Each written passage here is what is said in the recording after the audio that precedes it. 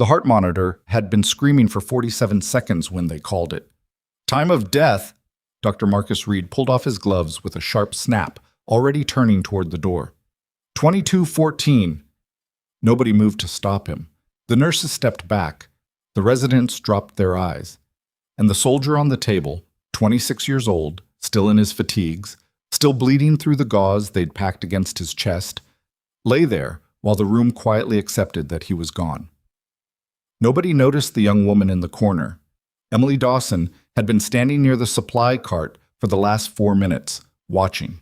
Not panicking, watching. The way you watch when you already know what's wrong and you're calculating the exact cost of saying it out loud. She was 30 years old, slight frame, dark circles she'd stopped trying to hide.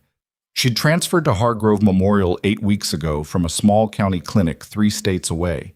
And in that time, she had been handed the worst shifts, the heaviest carts, and more than a few comments about whether she belonged in an ER at all. She didn't talk about her past. Nobody asked. Reed was almost at the door. He's not dead. Her voice was quiet, not loud enough to be dramatic, just loud enough that every person in the room heard it. Reed stopped, turned. The look on his face wasn't anger yet. It was something worse. Amusement. Excuse me? His rhythm's gone, but his tissue's still viable. He's been down less than a minute. She moved toward the table. There's something compressing his heart from outside. That's why he crashed, not the blood loss.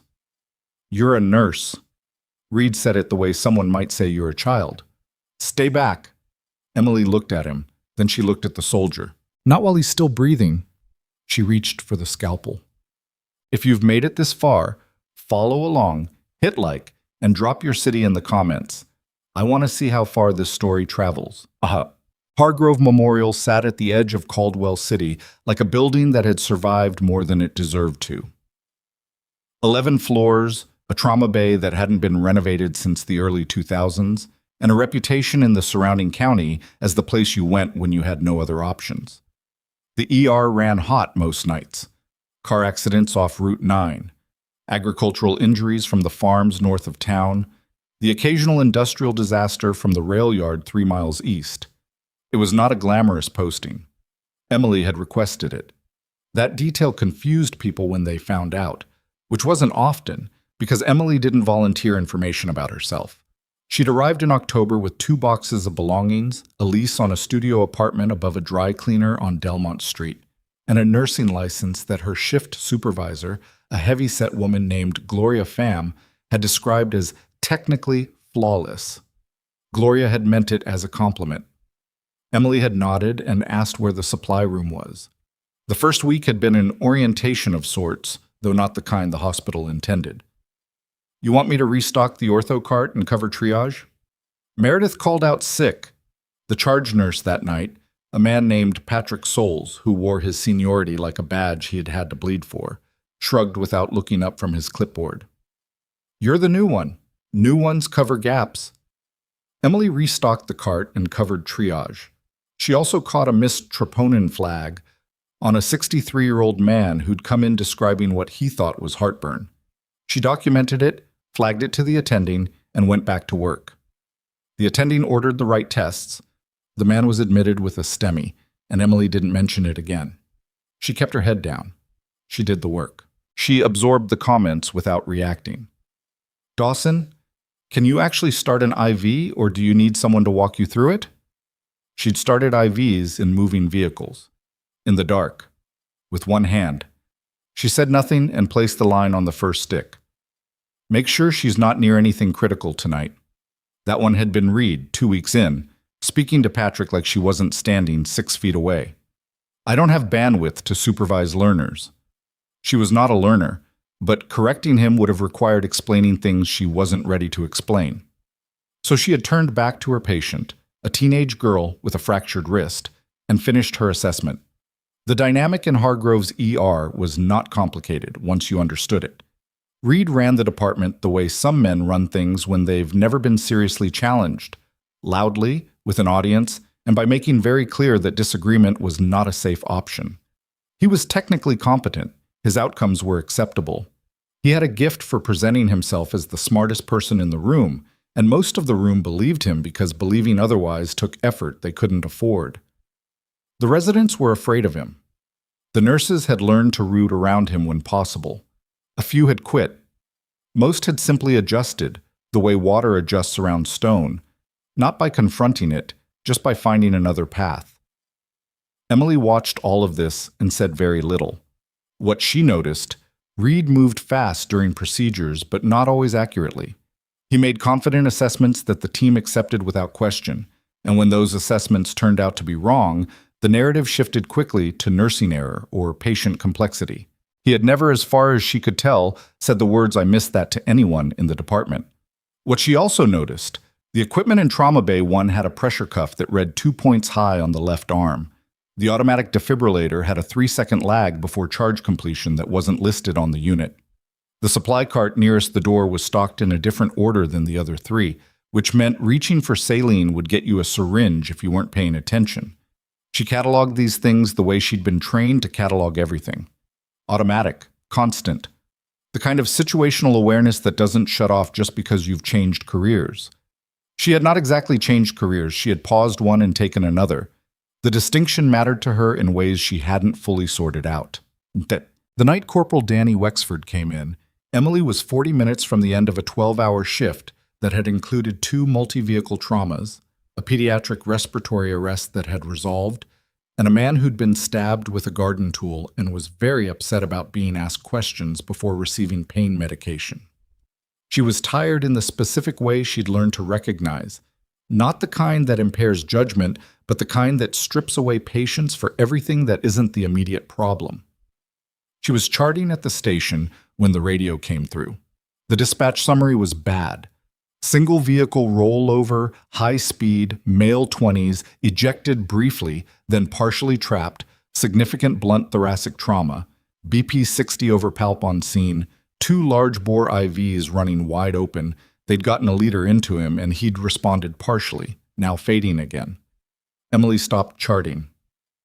Blunt thoracic trauma with a BP that responded then deteriorated wasn't straightforward hemorrhagic shock. Straightforward hemorrhagic shock responds and stays up, or doesn't respond at all. The pattern she was hearing described something more specific. She stood up and moved toward Trauma Bay 1. Patrick was already prepping the bay. "Get out of here, Dawson. You're almost off. Yolanda's taking this one." "I can stay." "You've been on since 7 this morning." He pointed at the door without looking at her. "Go." She didn't go. She stepped to the side of the bay where she could see without being in the way and waited. Wexford came in fast, the paramedic team doing handoff in motion, and Emily clocked him before the gurney stopped moving. Young, fit, military build. She caught the tattoo on his forearm before anyone else could read the medic alert bracelet. He was pale in the particular gray-white way that meant his body had been compensating hard for a while and was starting to lose the argument. "BP's back down to 58. We've got wide complex rhythm, tacky at 134. Reed had appeared from somewhere behind Emily. He looked at the monitors, looked at the patient, and called for blood. He was already moving, already scanning, and the efficiency of it was real. She could see him thinking, organizing, running down the standard checklist, and the checklist was wrong, not completely wrong, not negligently wrong, but missing something that the specific pattern of this injury was screaming at her. She moved closer. "Dr. Reed," her voice was level. His trachea shifted right, and listen to his left. "I'm aware, Dawson." He didn't look at her. "We're managing tension new. It's not tension pneumothorax." Now he looked at her. The room had a very specific quality in that moment, the kind of silence that happens when someone violates an understood rule. Everyone kept moving, kept doing their assigned tasks, but the attention shifted. "Excuse me?" Reed said. His breath sounds are equal. She'd listened when they brought him past. One of those habits she couldn't break. Both sides moving air. His JVD is bilateral, this pattern with the vital sign trajectory. She stopped herself from saying what she was thinking, then said it anyway. "I think there's a pericardial effusion. The heart's being compressed from outside." For 3 full seconds, Reed didn't speak. Then, That's cardiac tamponade in a blunt trauma patient coming in from a car accident. Yes, that's an extremely rare presentation. I know. And you're... What exactly? Standing in my trauma bay telling me I've misdiagnosed this patient based on... He spread his hands. What? Vibes? Some of the residents looked down. One of the nurses, Yolanda, who'd been working this bay for 11 years and had seen more of Reed's management style than most, kept her eyes very carefully on the IV she was hanging. I'm telling you what I'm seeing, Emily said. If I'm wrong, the echo will show it. It takes 4 minutes. 4 minutes I don't have to waste on a nursing hunch. Reed turned back to the patient. Get Dawson out of this bay. We're opening the left chest for the pneumo. Blood's on its way up. We're going to volume. He'll crash if you do that. The words came out before she'd decided to say them. Not loud, not angry, just factual, the way you state facts when you're running out of time. Reed turned around slowly. Get her out, he said. Patrick materialized at Emily's elbow. Come on, he said, not unkindly. Come on, Em. She let him move her to the door. She stood at the threshold. She watched. Reed was efficient. She'd give him that.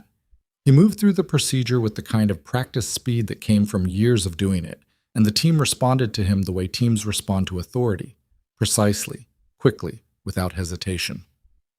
Danny Wexford's heart stopped at 22:13. Reed called the time a minute later. Emily was still standing at the door when it happened. She watched Reed pull off his gloves. She watched the residents step back. She watched the nurses begin the process of slowing down that happens after a death, that quiet shift from urgency to documentation. And she watched the monitor, the flat line, the perfect brutal certainty of it, 47 seconds. In 47 seconds, depending on a dozen variables she was calculating without trying to, there was still a window. Not a certain window, not a guaranteed window, but a window. He's not dead, Bond. The scalpel was in her hand before the sentence finished. She'd crossed the distance without deciding to, or rather, she'd decided without announcing it, the way you move in situations where announcement is a luxury you don't have. Reed was still staring at her. Patrick was frozen. Yolanda had gone completely still with her hand on the IV pole. What the hell are you doing? Pericardiocentesis isn't going to be enough, Emily said, talking fast now, moving, reaching for what she needed with a specificity that came from somewhere that had nothing to do with Hargrove Memorial. The effusion's under pressure, and if I'm right about the clot volume, I need to... Security, Reed's voice cracked out across the bay. Get security in here right now. If you stop me, he's going to be dead in under 4 minutes, and there will be nothing to argue about. She looked up, just for a second, met his eyes. Let me work or call it. Your choice. It was the worst possible thing to say to a man like Reed. She knew that. She said it anyway because it was accurate and they were out of time. No one moved. She turned back to Wexford and went to work. What happened next was not beautiful. It was not the kind of thing that looks good in teaching videos or gets described in case studies with admiring language. It was messy and fast and driven by the specific kind of focus that comes when the margin for error is below what standard protocols are designed to accommodate. She opened the pericardial space without a sonogram to guide her because there was no time for a sonogram. She evacuated the clot. She'd been right about the volume, nearly 200 milliliters of dark, organized blood that had been crushing Wexford's heart against itself, squeezing it until it couldn't beat. She packed the space, assessed the source, found the small laceration in the pericardium itself that had been bleeding slowly since the impact and was now held together by clot. She held pressure. She called for the defibrillator without looking up. Charged, Yolanda said, quietly, as if she'd been waiting. Emily placed the paddles directly against the exposed myocardium. Clear. The shock was internal, direct contact, the kind of technique that existed in field medicine and cardiac surgery and very few places in between. Danny Wexford's body arched slightly. The monitor screamed, then beeped again. Irregular at first, disorganized, stumbling, the heart trying to remember its rhythm, then finding it, then holding it. The room had gone completely silent except for the monitor. Emily kept her hands where they were, watching the rate. watching the pressure reading struggle upward on the screen. 40 over nothing, then 55, then 68 over 40. Not good, but not flatline, not gone. He needs a cardiac surgery team, she said. The exhaustion in her voice surprised her. She hadn't noticed it while she was working. Right now, the laceration's controlled, but it's not repaired. Nobody moved for one long second. Then Yolanda reached for the phone. Reed had not left the room. He was standing 6 feet away, and the expression on his face was something Emily had seen before on other faces in other places. The particular look of a man who has just watched something happen that does not fit inside his understanding of what is possible. There was anger in it. There was something that might have been fear. "Get her away from that patient," he said. But his voice had changed. Some of the authority had gone out of it, replaced by something shakier underneath. Patrick stepped forward.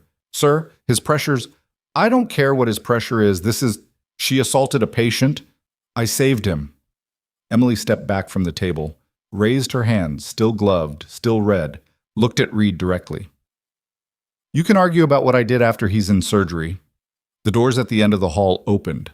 The man who came through them was in his early 50s, silver at his temples, wearing the kind of posture that belonged to a specific kind of institution. He had a hospital visitor badge, but he wasn't moving like a visitor. He was moving like someone who had been given information on his way in and was processing it without breaking stride. He looked at the trauma bay. He looked at the monitors. He looked at the patient. And then he looked at Emily. His face did something complicated and brief. "Major Dawson," he said. His voice was steady, the specific steadiness of military formality over something louder underneath it. "It really is you." Emily looked at him for a long moment. Colonel James Hartfield, Army Medical Corps. She hadn't seen him in 4 years. "Colonel," she said, "the soldier on that table is one of mine." Hartfield moved past Reed like Reed was furniture. He looked at the monitor. He looked at the field dressing still holding pressure on Wexford's chest. He looked at Emily's hands. "Your assessment?" "Pericardial laceration, controlled but not repaired. He needs an OR. His rhythm is holding, but it's fragile." She paused. "He was in cardiac arrest for approximately 4 minutes before restoration. I don't know what we're going to see neurologically." Hartfield nodded. He already had his phone out. "Who authorized this intervention?" Reed had found his voice again. She is a floor nurse. She has no surgical privileges. She has a field surgery certification from the Army's Special Operations Medical Training Battalion," Hartfield said, without turning around. "She has 17 confirmed save citations from 3 combat deployments. She was the youngest person in her cohort to qualify for emergency thoracic intervention under live fire conditions." He looked at Reed then. Calm, direct, with the particular quality of a man who had never needed to raise his voice to be the most dangerous person in a room. "Who are you?" The silence that followed had a texture to it. Reed opened his mouth, closed it. Emily looked at Danny Wexford's chest rising and falling,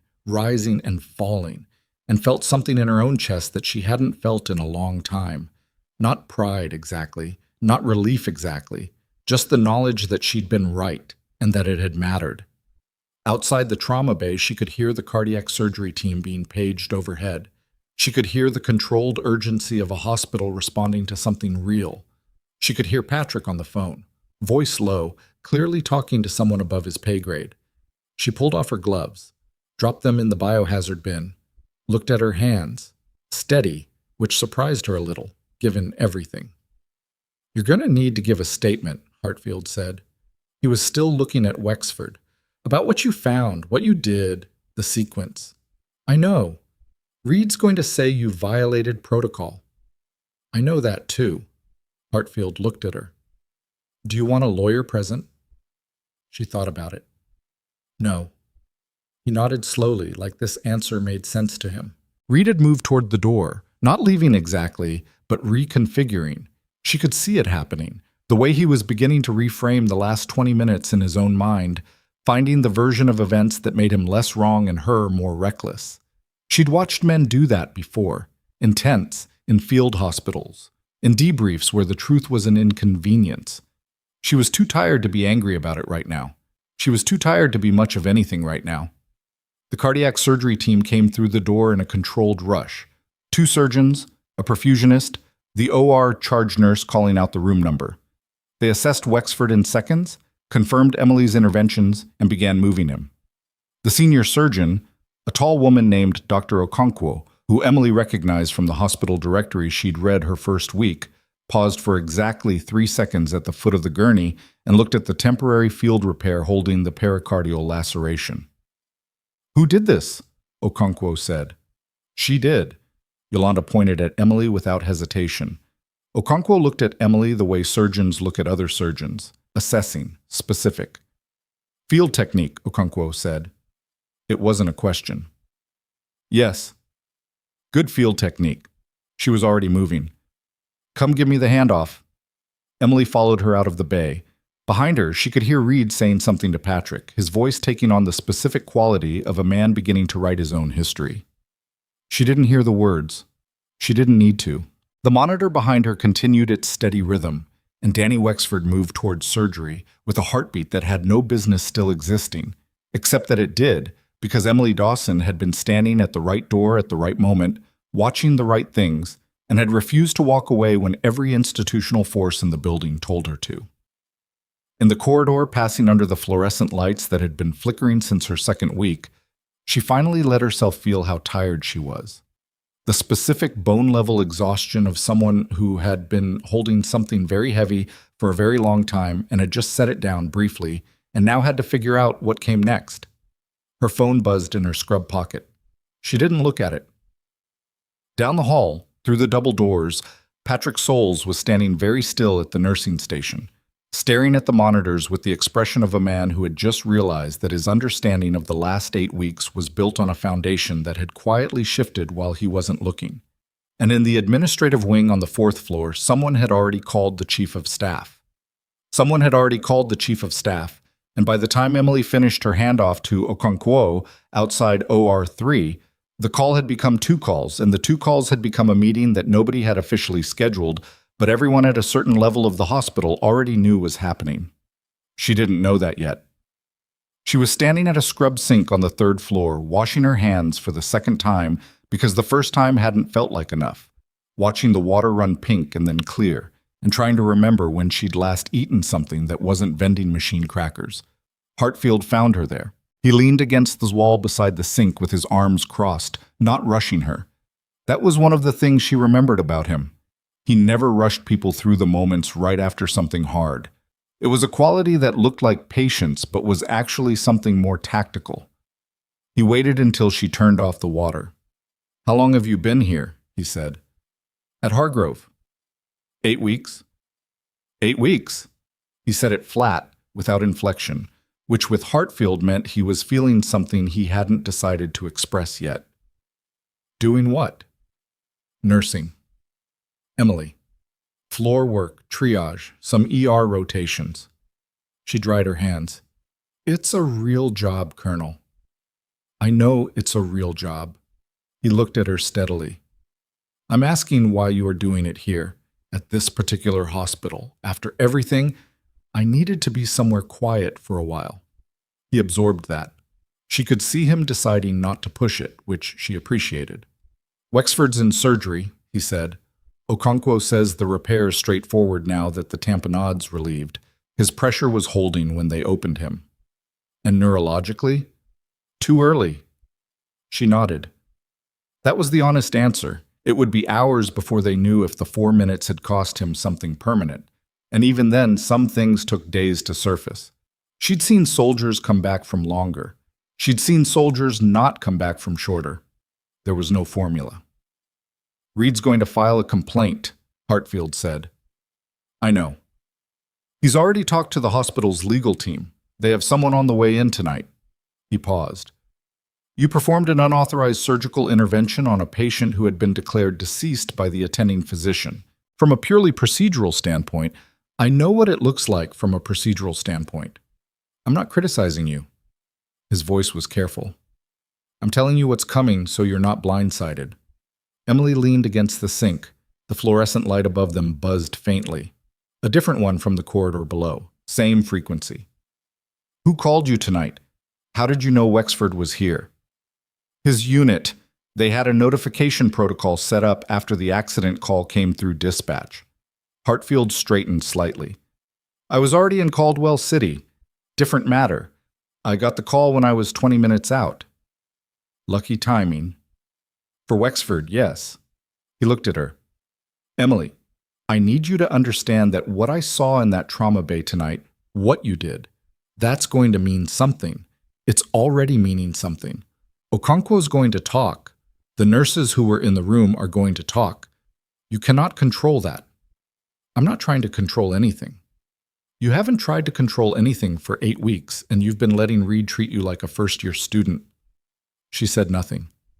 That's not a criticism either, he said more quietly. I just want to understand. She thought about how to answer that. Thought about the 8 weeks, the cart restocking, the impossible double assignments, the comment about not putting her near anything critical. Thought about what it had cost her to stay quiet and what she'd gotten from it, and whether any of it made sense to anyone who hadn't been where she'd been before she came here.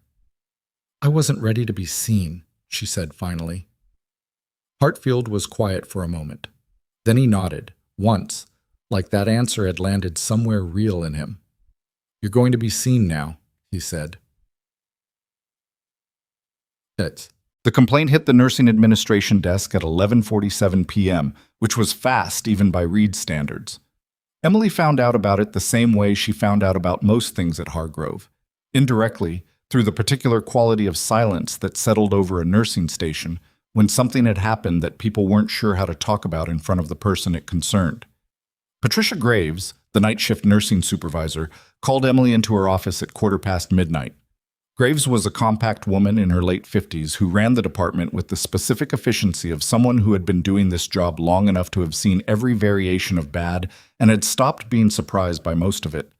She gestured at the chair across from her desk. Sit. Emily sat. Graves looked at her for a moment without speaking. Then she picked up a printed sheet, the complaint, Emily assumed, and set it back down without reading from it. I'm going to ask you to tell me what happened tonight in Trauma Bay 1, Graves said, starting from when Wexford came in. Don't skip anything. Emily told her, all of it, in the order it happened, without editorializing. She described the vital sign pattern, her assessment, what she'd said to Reed, what Reed had said, the moment she'd made the decision to intervene, and everything that followed. She kept her voice level. She didn't apologize for any of it, and she didn't justify it more than once. When she finished, Graves was quiet for a long moment. Do you understand, Graves said slowly, that what you did tonight falls outside every protocol this hospital has? Yes. That you performed a thoracic intervention without surgical privileges, without attending authorization, on a patient who had been declared, yes, Emily said, and he has a heartbeat. Graves looked at her. That is not a defense. I know it's not. Emily held her gaze. I'm not asking for a defense. I'm telling you what happened. Another silence. Graves picked up her pen, clicked it twice, set it down. Dr. Reed has filed for an immediate suspension of your nursing privileges pending investigation, she said. That's his right as the attending of record. I have to process it. She paused. I'm processing it slowly. That's also within my discretion. Emily understood what that meant. Graves wasn't defending her. Couldn't, not officially, not yet. But she was giving her room. The soldier in surgery, Graves said. He was your priority. Yes. Not the protocol. The protocol exists to save patients. When following it was going to kill him, I made a judgment call. Graves looked at her for a long time. Her expression was unreadable in the particular way of people who have made careers out of not showing their hand. Go home, she said finally. Your shift ended 2 hours ago. Don't come back until you hear from me. Emily stood. She was almost at the door when Graves spoke again. Dawson? She didn't look up from her desk. The surgical team is saying the field repair on that pericardial lac was one of the cleaner improvised techniques they've seen. I'm not supposed to tell you that. Emily left without responding. There wasn't anything to say that wouldn't have been too much. She didn't sleep.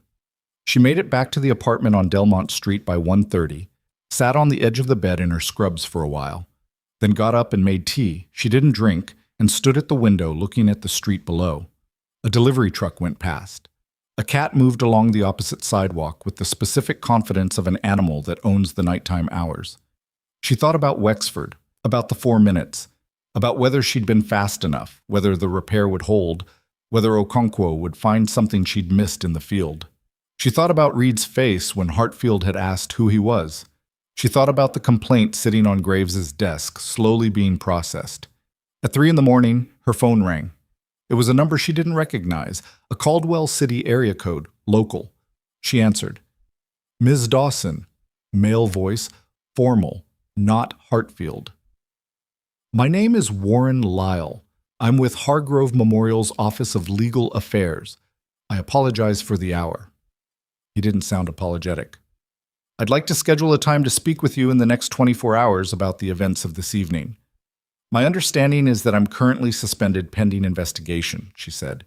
Am I supposed to be speaking with hospital legal counsel without representation? A pause, shorter than it should have been.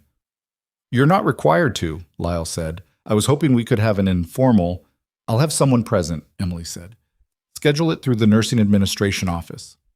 She hung up. She stood there for a moment with the phone in her hand, then she called Hartfield. He picked up on the second ring, which meant he hadn't been sleeping either. Legal called, she said. I know. They called me first.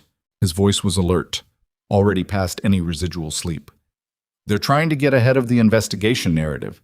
They want to frame tonight as a nursing staff incident before the military's involvement becomes part of the official record. Can they do that? They can try.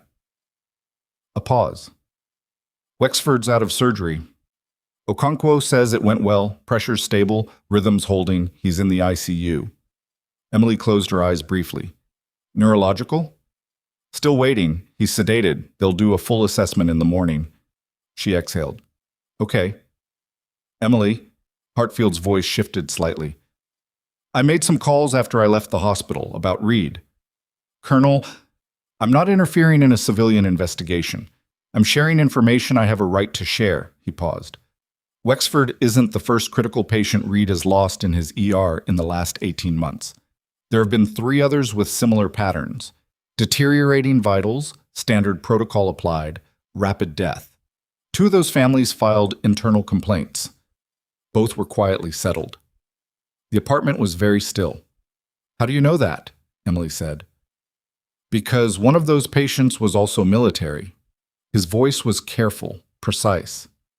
Sergeant First Class Delaney Oakes, retired, 44.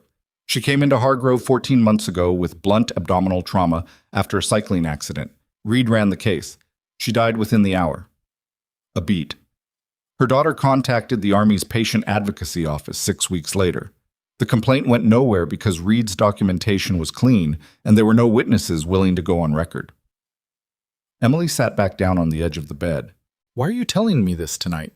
Because tomorrow morning, someone from the Army Medical Inspector General's office is going to contact Hargrove's administration about Corporal Wexford's care, Hartfield said, and the scope of that inquiry is going to be somewhat broader than just tonight.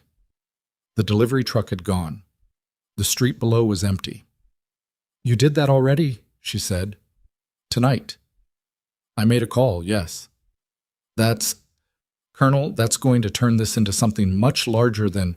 It already is something larger. His voice was quiet but firm. You know what you walked into tonight, Emily. You've known for 8 weeks. You documented what you saw. You followed the rules right up until the rules were going to kill someone. And now there's going to be an accounting. A pause. That's not my doing. That's yours. I'm just making sure it isn't buried. She didn't say anything for a moment. What do I need to do? She said. Get some sleep. Come to the meeting with legal. Tell the truth in the same order you did everything else. Without apology and without performance. He paused. And Dawson? The nurses who were in that room tonight. 2 of them have already reached out to Graves asking to provide statements on your behalf. Yolanda Torres and someone named Kim Park. Emily remembered Yolanda's hands on the defibrillator, moving before being asked. Kim Park. She'd been running the IV, hadn't stopped. Hadn't looked away. I didn't ask them to do that, Emily said. I know you didn't. She hung up. sat with the quiet for a while.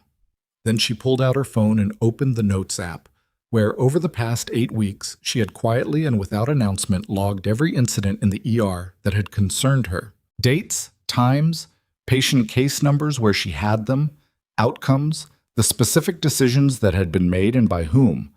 Not because she'd planned to use it, not because she was building a case. She'd done it because she'd been trained to document everything, always. And some habits don't care about the context they're living in.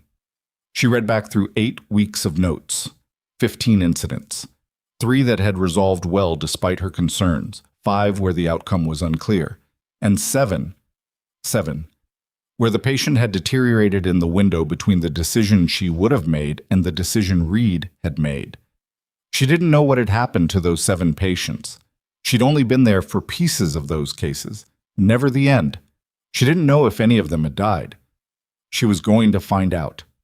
She was still reading when her phone buzzed with a text from an unknown number. Just 5 words, no name. They're already pulling his records. She stared at it, didn't recognize the number, couldn't tell if it was a warning or a confirmation.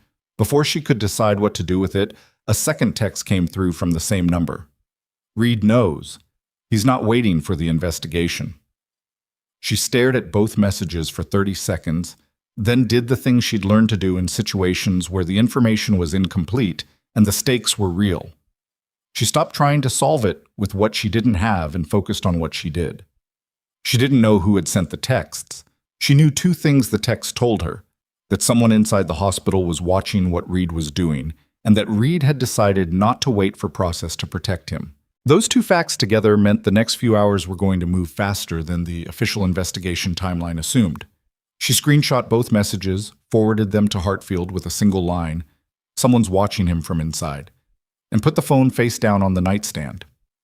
She didn't sleep, but she lay down and she kept her eyes closed, and she ran through the 8 weeks of notes in her head in the order she'd written them, the way she used to run mission logistics before an op.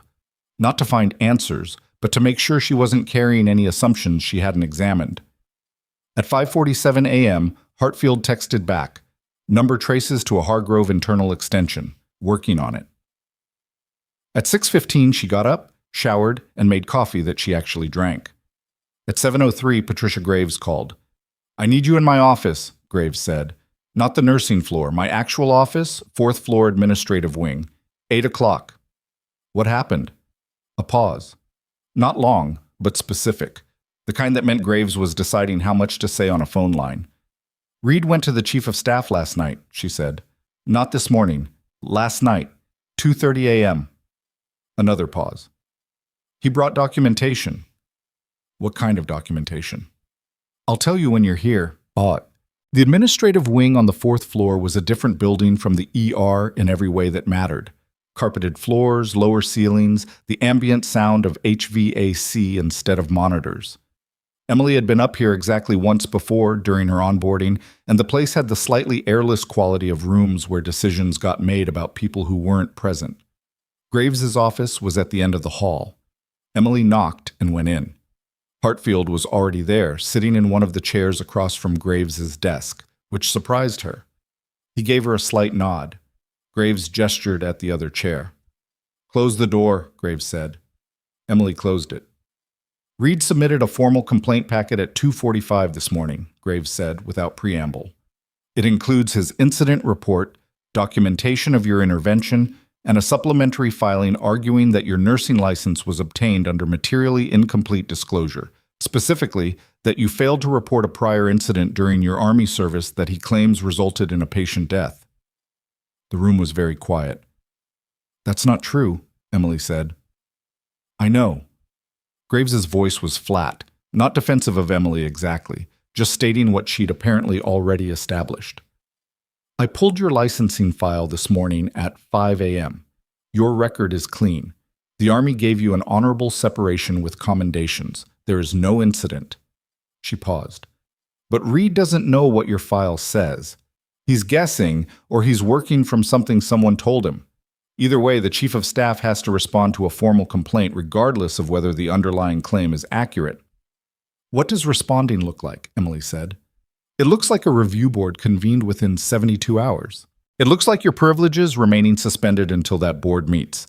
It looks like, Graves glanced at Hartfield briefly, the possibility that the review gets complicated if there are simultaneous external inquiries creating noise. Hartfield spoke for the first time. The IG inquiry into Wexford's care is going through proper channels. It's not creating noise. It's creating a parallel record. I understand that, Graves said. I'm telling you how the Chief of Staff is going to read it. Holloway has been in that chair for 11 years. He doesn't like external pressure. He tends to read it as interference, and his response to interference is to close ranks. Holloway, Emily said. He and Reed, they came up together, Graves said. Different programs, overlapping years. They're not close friends, but they have history. She set her pen down. I'm not telling you this to discourage you. I'm telling you because you need to know the shape of what you're walking into. Emily looked at the surface of the desk, the complaint packet, the licensing file, the notes Graves had clearly been making since 5 in the morning. She thought about what Reed had done at 2:30 a.m., not sleeping, working, building something. He's scared, she said. Yes, Graves said simply. What does Reed know about the other cases? The ones Hartfield mentioned, Oakes and the others. Graves looked at her steadily. How do you know about Oakes? Hartfield told me last night. Graves looked at Hartfield. Something passed between them. Not surprise exactly, more like confirmation of a calculation Graves had already run. Sergeant Oakes's family complaint was routed through the hospital's internal resolution process 14 months ago, Graves said carefully. It was settled. The terms included a non-disclosure agreement. Did the NDA cover clinical staff? It covered the hospital's liability. It didn't explicitly cover staff who were direct witnesses to the clinical care. She paused. That's a distinction Reed's legal team may not have examined closely. Emily looked at her. You've examined it. Graves didn't answer that directly. She straightened a stack of papers that didn't need straightening. The nurses who've asked to submit statements on your behalf, she said. Torres and Park. There are 2 others as well. Resident named Marcus Webb and a paramedic who brought Wexford in, Diane Faust. She wants to submit her field assessment notes for comparison against Reed's initial documentation. 4 people. Emily hadn't spoken to any of them since last night. I didn't ask them, she said. I know you didn't. Graves looked at her. That's probably why they're doing it. Well, the review board was set for 72 hours out, which meant Thursday morning. Graves gave Emily a formal copy of the suspension notice, 1 page, clinical language, her name spelled correctly, and sent her home with instructions to stay available by phone. Hartfield walked her to the elevator. The text messages, Emily said, the internal extension. It traced to a shared line in the resident's workroom, he said. Whoever sent it used that line and didn't log in. I can't identify them. He paused. But the content was accurate. Reed went to Holloway at 2:30, which means whoever sent those messages knew that was happening in real time or close to it. Someone who was still in the building. Or someone he told. The elevator came. She didn't get in. What aren't you telling me? She said. Hartfield was quiet for a moment. He had the look of a man choosing between 2 versions of honesty. The IG contact at Hargrove this morning wasn't limited to Wexford's case, he said. They've requested the complete clinical records for every ER death under Reed's primary attending in the last 24 months. Emily processed that. How many? 14. She stood with that number for a second. 14 deaths wasn't unusual for an ER over 2 years. ERs dealt in mortality the way other departments didn't. But 14 deaths under a single attending's primary care, pulled for review, meant someone with authority had decided that a pattern was worth examining. You escalated this before the IG contact this morning, she said. Before Wexford even came in last night, I was already in Caldwell City for a different matter, he said. The same thing he'd said the night before. Emily. What was the different matter? He held her gaze. Oakes's daughter filed a second complaint 8 weeks ago, he said, through the VA's patient advocacy office this time, not the hospital's internal process. The VA referred it to the IG because of the military service connection. A pause. I was here to review the referral file and determine whether it warranted a formal inquiry. 8 weeks ago, the same week she'd transferred to Hargrove. You didn't know I was here, she said. Not a question, but needing to say it. I had no idea, he said. I found out when I walked through that trauma bay door. She believed him. It was either the truth or the most elaborate coincidence she'd ever stood inside. And she'd learned in the Army that elaborate coincidences were real and happened all the time and didn't require explanation beyond the simple fact of probability and a small city.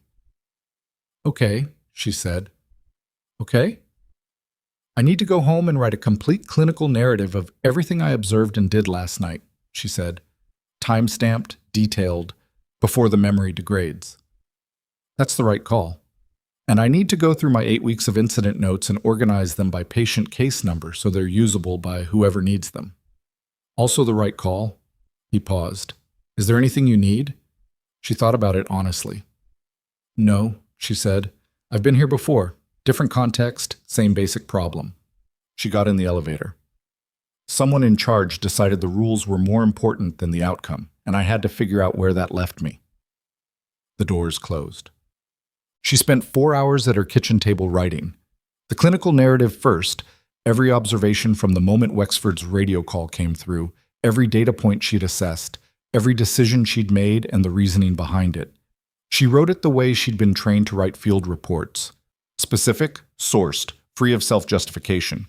Not I believed or I felt, but the monitor showed and auscultation revealed and vital sign trajectory indicated. The kind of documentation that existed in a different register than an opinion. Then the incident notes. She organized them chronologically and by category. Misdiagnosis risks, procedural shortcuts, documentation inconsistencies she'd observed, patient outcome flags. 15 incidents. She numbered them, pulled the patient case numbers she had access to, and flagged the 7 she'd already identified as uncertain outcomes. At noon, she stopped and ate a sandwich standing at the counter. At 12:40, her phone rang. Number she didn't recognize, no area code she knew. Emily Dawson? Female voice, professional, slightly clipped. Yes? My name is Captain Renata Sousa, Army Medical Inspector General's office. I've been assigned to the inquiry related to Corporal Wexford's care at Hargrove Memorial. I'd like to speak with you today if possible. Emily looked at the documents spread across her kitchen table. I can be available at 2 o'clock, she said. That works. I'll come to you. Check. Sousa was younger than Emily expected. Maybe 35, sharp-eyed, with the particular kind of focused energy that comes from working cases where people's careers and lives intersected with institutional accountability. She came with a recorder and a legal pad and declined the coffee Emily offered, which Emily respected. Get in, get the information. Get out. She understood that approach. They sat at the kitchen table and Sousa put the recorder between them and stated the case number and the date and the names present.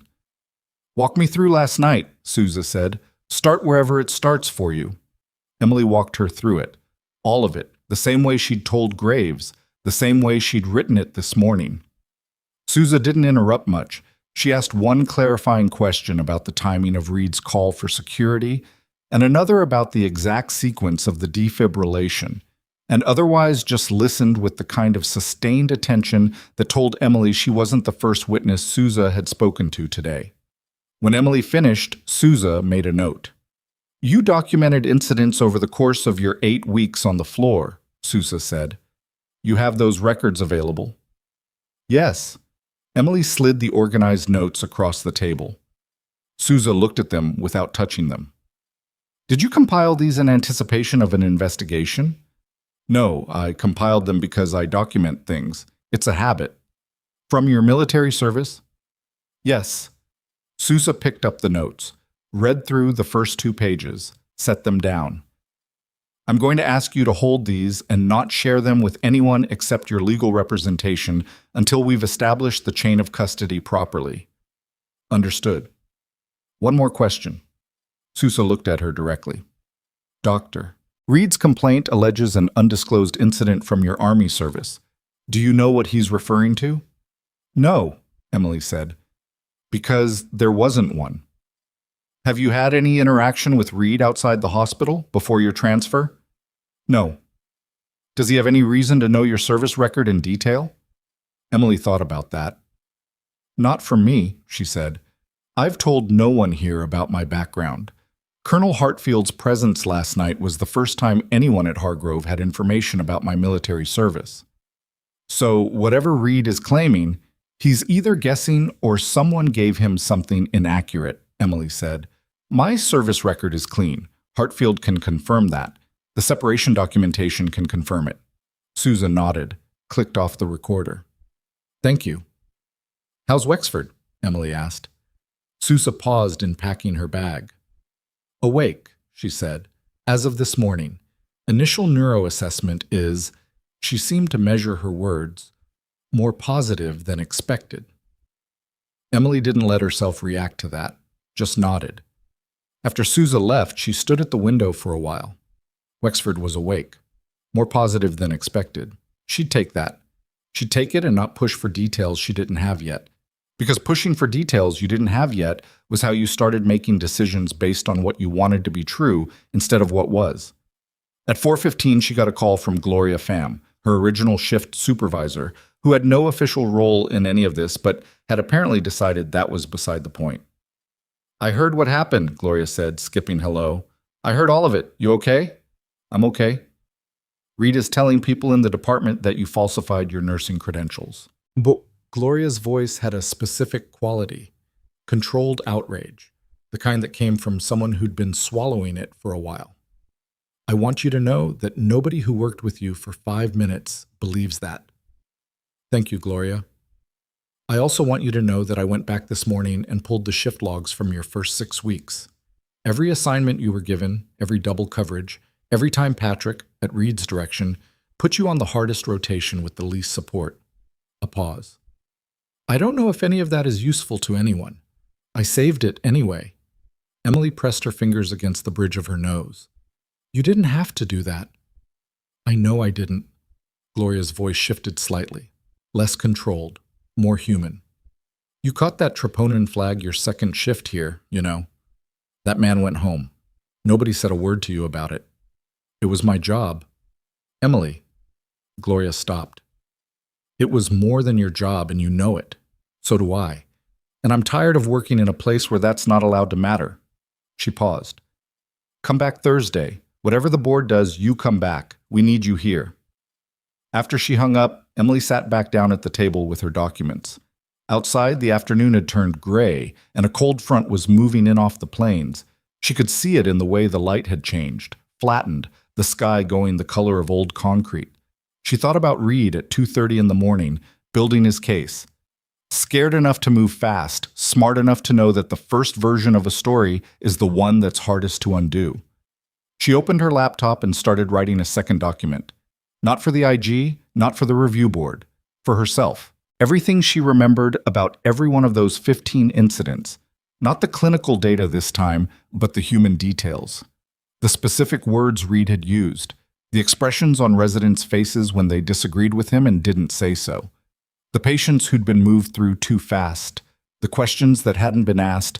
The moments when the room had a feeling she'd come to recognize as a collective decision to defer to authority over instinct. She wrote for 2 hours without stopping. At 6:47 p.m., her phone buzzed. Hartfield. Text, not a call. Holloway is convening an emergency medical executive committee meeting tonight. Not the review board. The full committee. Reed requested it. She read it twice. Why? She typed back. The response took 4 minutes. Wexford's wife arrived at the hospital this afternoon. She's been talking to staff. The story is out. Not press yet, but close. Reed is trying to get the committee to formally censure you before the IG review is complete. Emily stood up from the table. Can he do that? He can try. The committee can issue a censure that triggers automatic license review by the state board. If that happens before the IG completes its inquiry, the state process runs on its own timeline, regardless of what the military investigation finds. She understood what that meant. 2 parallel tracks. The IG could clear her completely, and it wouldn't automatically stop the state board from acting on a censure. Those were different jurisdictions, different standards, different timelines. Reed wasn't trying to win the argument. He was trying to make the process itself the punishment. She typed, "When is the meeting?" 8 p.m. tonight. She looked at the clock, 6:52. "Can I attend?" A longer pause this time. "You're not a member of the committee. You can request to address them. Holloway would have to allow it." Does Holloway know what the IG pulled from the records today? He knows the scope of what was requested. He doesn't know yet what it contains. Emily closed the laptop, picked up her clinical narrative from the table, 12 pages, time-stamped, specific, picked up the organized incident notes, put both in a folder. She was almost at the door when her phone rang again. Not Hartfield this time. Number she recognized now. Souza, the IG captain. "I was about to call you," Emily said. "I know about the committee meeting," Souza said. Her voice was tight in a controlled way. "I want you to know that the IG's preliminary findings from the records review are significant. We've identified documentation irregularities in 4 of the 14 cases. 3 of those cases are flagged for serious review. You're telling me this now because if Reed succeeds in getting a censure through the committee tonight, it complicates the IG's ability to call you as a cooperating witness in a way that carries weight." A pause. "I can't attend that meeting. The IG doesn't have standing to intervene in a hospital credentialing matter." "But I do," Emily said. "You have the right to request time to address the committee, yes." Souza's voice was very precise. "And if you were to share the preliminary nature of the IG's findings, not the details, just the existence and scope, that is information the committee would arguably need in order to make a fully informed decision." Emily understood what Souza was doing. She was drawing a line around what she could say officially, and then describing in exact detail what existed just on the other side of that line. "I'll be there," Emily said. She was already out the door. Done. The medical executive committee met in the 3rd-floor conference room, a long table under aggressive overhead lighting, 12 people who collectively controlled most of what happened clinically at Hargrove Memorial. Emily arrived at 7:40 and told the administrative assistant at the door that she was requesting time to address the committee. The assistant disappeared, came back 2 minutes later with the specific expression of someone who has delivered an unexpected message and is unsure about the result. "Dr. Holloway will see you before the meeting," she said. Briefly. Holloway's office was next door. He was a tall man, late 60s, the kind of silver-haired institutional authority that had enough personal warmth to make you underestimate the steel underneath. He shook Emily's hand, which she hadn't expected, and gestured at the chair across his desk. "Ms. Dawson," he said, "I'm going to be direct with you. Tonight's committee meeting was requested by Dr. Reed, and the agenda item is a proposed censure following what he characterizes as a reckless, unauthorized intervention that endangered a patient. You have a right to know that before you walk into that room." "I appreciate that," Emily said. "I also want you to know that I've been informed of the IG inquiry." He folded his hands on his desk. "I want to understand the relationship between that inquiry and tonight's agenda before the committee convenes. Can you help me understand it?" She looked at him. Read him. He wasn't Reed's ally in the way she'd been prepared for. He was something more complicated, an administrator who'd spent his career inside an institution and had learned to recognize when the institution itself was the problem. He hadn't gotten to 68 years in hospital administration without developing that particular instinct. The IG requested records for 14 ER deaths under Dr. Reed's primary care over 24 months, she said. Their preliminary review has identified documentation irregularities in 4 of those cases, with 3 flagged for serious review. I don't know what the details are. I know the scope. She paused. If the committee issues a censure tonight that triggers a state board review, it creates a parallel process that runs independent of the IG's timeline. Whatever the military investigation finds, the state board moves on its own standard. Holloway was very still. "You're telling me," he said slowly, "that acting tonight could result in the hospital taking a formal position that becomes awkward if the IG's inquiry produces findings that contradict Reed's characterization of the events." "I'm telling you what I know," Emily said. "You can draw whatever conclusions you want from it." He looked at her for a long moment. The overhead light in his office was warmer than the conference room's, yellowish, aging. and it made the scene feel slightly unreal, the way institutional spaces feel at night when they're not supposed to be occupied. "The patient," he said. "Wexford. His wife is here." "I heard. She asked to speak to the committee." He paused. "I told her the meeting was closed. She said—" He stopped. Something crossed his face that wasn't quite discomfort. "She said she'd wait in the lobby until it was over." Emily said nothing. "The committee convenes in 12 minutes, Holloway said. He stood. "I'm going to allow you 5 minutes to address them before we begin the formal agenda." He looked at her with the expression of a man who had made a decision he wasn't entirely sure about yet. "I suggest you use those 5 minutes carefully." She followed him out of the office. In the conference room, 12 faces turned toward her as she walked in. Department heads, clinical directors, the chief nursing officer whose name she'd only ever seen in memos. Reed was at the far end of the table, and he looked at her the way someone looks at a problem that has shown up in a place they thought they'd contained it. Holloway gestured for her to stand at the head of the table. She put her folder on the surface in front of her. Didn't open it. She looked at 12 people who held the next portion of her professional life in a collective judgment she had no control over, and she thought about what Graves had said. Tell the truth in the same order you did everything else, without apology and without performance. She opened her mouth. The conference room door opened behind her. Everyone at the table looked up. Emily turned. Danny Wexford's wife, mid-20s, dark-haired, wearing the specific expression of someone who has been terrified for 24 hours and has converted all of it into something harder and more forward-moving, stepped into the room. Behind her, a nurse Emily didn't recognize was making a gesturing motion that clearly meant you can't be in here, which the woman was clearly ignoring. "I'm sorry," she said, to the table, not to the nurse. Her voice was steady in the specific way of voices that have been steadied deliberately.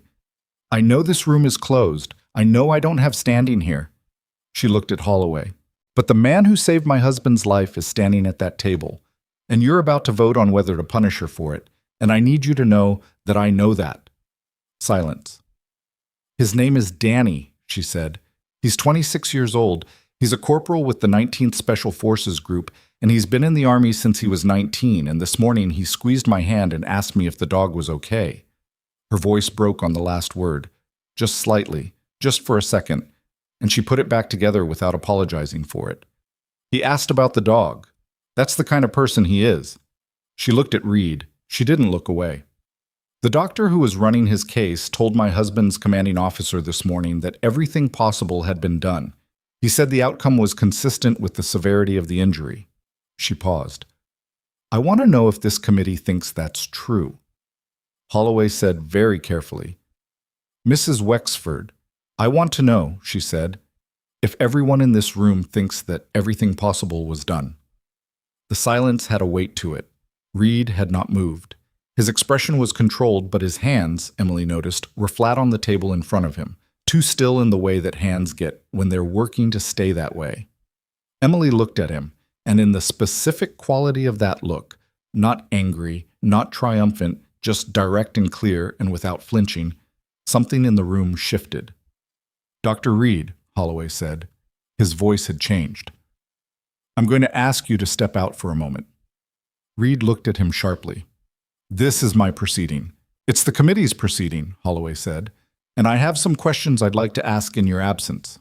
A pause. "That's within my authority as committee chair." Reed stood slowly. He was very controlled about it, the controlled movement of a man deciding whether to make a scene and calculating the cost. He picked up his folder. He looked at Emily one more time, then he walked to the door. He passed within 3 feet of her. She didn't move. The door closed behind him. And in the conference room, 12 people looked at Emily Dawson, and nobody said anything for a long moment. And then the chief nursing officer, a woman named Aldridge, who Emily had never spoken to directly, leaned forward slightly and said, "Ms. Dawson, walk us through what you observed when that patient arrived." Emily opened her folder. She was 4 sentences into her account when her phone, on silent in her pocket, began to vibrate continuously. Not a call, not a text, but the kind of repeated buzzing that meant multiple messages coming in fast. She kept talking. She did not look at the phone. It kept buzzing.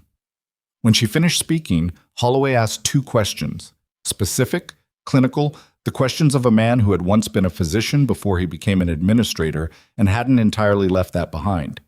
She answered both. Then she stepped back from the table and took out her phone. 7 texts, all from the same Hargrove internal number that had warned her about Reed the night before. The first 6 were the same message, sent in rapid succession, like someone hitting send and then hitting it again, not sure if it was going through. The 7th was different. Check the paramedic's original field report, the one Faust submitted. Reed amended his initial assessment documentation at 4 a.m. this morning, after Faust's notes were entered in the system. Compare timestamps. Emily read it 3 times. 3-4. Reed had gone back into the records at 4 in the morning, 90 minutes after he'd filed his complaint, 2 hours after Wexford had been declared dead and then resurrected, and changed his documentation. She looked up at the committee table, and she realized, with the specific clarity of someone who had just watched a trap finish building itself, that Reed hadn't just falsified a complaint against her. He'd falsified the medical record. She looked at the phone for 3 more seconds, then put it face down in her pocket and looked at Holloway. "I need to share something with this committee," she said, "before you continue." Holloway studied her face. Whatever he read there made him nod once, without asking what it was first. "Go ahead," he said. "The paramedic who transported Corporal Wexford, Diane Fust, submitted her field assessment notes into the hospital system last night. Those notes document her observations of Wexford's vital sign pattern and her preliminary assessment on scene." Emily kept her voice measured, not fast, not urgent, the way you deliver information that needs to land without the weight of your own emotion on top of it. "I've just been informed that Dr. Reed's initial clinical documentation, the assessment he entered at the time of Wexford's arrival, was amended at approximately 4 o'clock this morning, after Faust's notes were already in the system." The room was very quiet. "The amendment timestamp," Emily continued, "would post-date his formal complaint filing by roughly 90 minutes. Aldridge, the chief nursing officer, leaned back slowly. Someone at the middle of the table, a department head Emily didn't know by name, stopped writing mid-sentence and looked up. Holloway's face had gone very still. Not the stillness of shock, but the stillness of a man rapidly recalculating the dimensions of a problem he'd thought he understood. "You're saying," he said carefully, "that the attending physician amended a medical record after a patient outcome, after a formal complaint was filed, and in a manner that would position his original assessment differently relative to an already documented paramedic report." "I'm saying that's what the timestamps would show," Emily said. "I haven't verified them myself. Someone with system access would need to pull the audit log." Every electronic health record system maintained an audit trail. Every edit, every access, every timestamp logged automatically and independently of what the document itself displayed. It was designed for billing compliance, mostly. But it didn't distinguish between the reasons a record was accessed. It just recorded that it was, and when, and by whom. Holloway looked at the committee member to his left, a man named Dr. Theo Burris, who ran the hospital's quality assurance department. Burris was already reaching for his phone. "I'll need 15 minutes, Burris said. "Take them," Holloway said. Burris stood and left the room. In the silence that followed, Mrs. Wexford was still standing near the door. She hadn't moved since Reed walked out. She was watching Emily with an expression that had shifted, not less raw, but layered now with something that was trying to understand the shape of what it was seeing. Holloway looked at her. "Mrs. Wexford," he said, with more gentleness than Emily had expected from him, "I'm going to ask you to wait outside. This will take a little time, and I will personally come to speak with you when the committee is finished. You have my word on that." She looked at him for a moment. Then she nodded and left without speaking, and the door closed quietly behind her, and the room settled into the specific silence of people who are waiting for a fact to arrive that will change what happens next. Burris was back in 11 minutes. He came through the door with his phone in his hand and a legal pad tucked under his arm, and he sat down without looking at anyone and put both items on the table in front of him. Then he looked at Holloway. "The audit log shows 2 amendment events on Dr. Reed's initial assessment for the Wexford case," Burris said. His voice was perfectly neutral in the way that voices get when the information is doing all the work. The first is time-stamped at 22:09. That's 9 minutes before the patient was brought in, which is the standard predictive entry physicians sometimes use for incoming traumas. The second is at 04:12. "This morning," Holloway said. "Yes, 4:12 a.m. Burris set the phone down. The specific fields amended were the initial vital sign assessment notation, the differential diagnosis entry, and the clinical reasoning section. He paused. The original entries in those fields are preserved in the audit record. They're different from the current document. Nobody at the table spoke for a moment. "How different?" Aldridge asked. Burris looked at his legal pad. The original differential diagnosis entry read, "Blunt thoracic trauma, likely hemothorax, tension. Pneumothorax ruled out. Hemorrhagic shock primary working diagnosis." The amended entry reads, "Blunt thoracic trauma, hemorrhagic shock primary, pericardial effusion considered and evaluated against clinical presentation." He looked up. The words pericardial effusion do not appear in the original documentation. They appear in the amendment made at 4:12 this morning. The implications of that were not subtle. Reed had added language to his original assessment. After the fact, after Emily's intervention had made the correct diagnosis a matter of record, suggesting he had considered and evaluated pericardial effusion as part of his initial clinical reasoning, language that hadn't existed in his original entry, language that was now making his documented assessment look more thorough, and Emily's intervention look less necessary than the original record showed. He was covering the diagnostic gap, Emily said. She hadn't meant to say it out loud. It came out anyway. No one corrected her. Holloway sat back in his chair and looked at the ceiling for a moment. Not dramatically, just the specific posture of a man who has just had a problem he thought was one thing reveal itself to be something substantially larger. "Does Reed know we have the audit log capability?" someone at the table asked.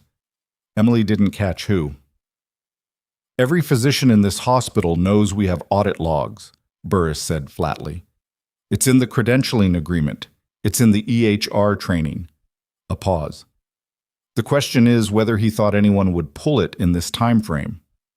Emily thought about Reed at 2:30 in the morning, building his complaint. Thought about him going back into the records at 4. Thought about what it means when a man is scared enough to move that fast and that carelessly. He'd been confident the institutional momentum would work in his favor. He'd been confident the complaint would run ahead of any counter-narrative, that the censure would be issued before anyone looked closely at the timestamps, that by the time the IG inquiry got to documentation irregularities, if it ever did, the professional damage to Emily would already be done and largely irreversible. He'd miscalculated the speed of the committee meeting he'd requested himself. There was something almost architectural about that. He'd built the structure that let the daylight in. Holloway ended the committee meeting at 9:47 p.m. without a vote on Reed's censure proposal. He used careful language, tabling pending additional review, but the effect was the same. The motion died in the room. He walked out into the corridor afterward and found Reed waiting on a bench outside the door, which told Emily something about Reed that she filed away without dwelling on. He'd assumed it would be fast. He'd assumed he'd walk back into a room where his version of events had already become the record. Holloway stopped in front of him. "Marcus," he said, "we need to talk, tonight." Reed looked past Holloway at Emily, who was standing 10 feet away with her folder under her arm, and his expression did several things in rapid succession. Processing, recalculating, landing on something that looked more like fury than fear, but which Emily recognized as both. "Whatever she said in there? The audit log said it," Holloway told him. "Come with me." Holloway gestured toward his office. Reed stood, and for a moment he didn't move, just stood there with the very specific quality of a man who has realized the floor under him has changed and is deciding whether to acknowledge it. Then he walked toward the office. He passed Emily again. Same distance as before, 3 feet. This time, he didn't look at her. She found Hartfield in the lobby. He was standing near the entrance, phone to his ear, and when he saw her, he finished the call quickly and met her halfway across the tile floor. "Burris pulled the audit log," she said. "I know, Sousa called me." He looked at her. "You okay?" Yes. She thought about it honestly.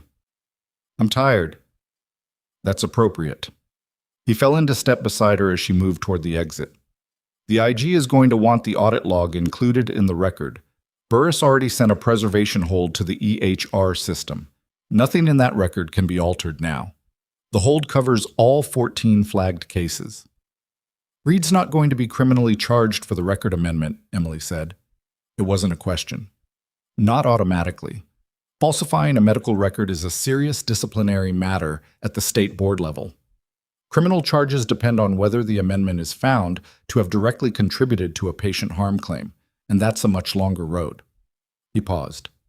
But the state board will see the audit log, and the state board process for something like this isn't quiet. Good, she said, and surprised herself slightly with how plainly she meant it. Not vindictive, just good. The right consequence for the right action.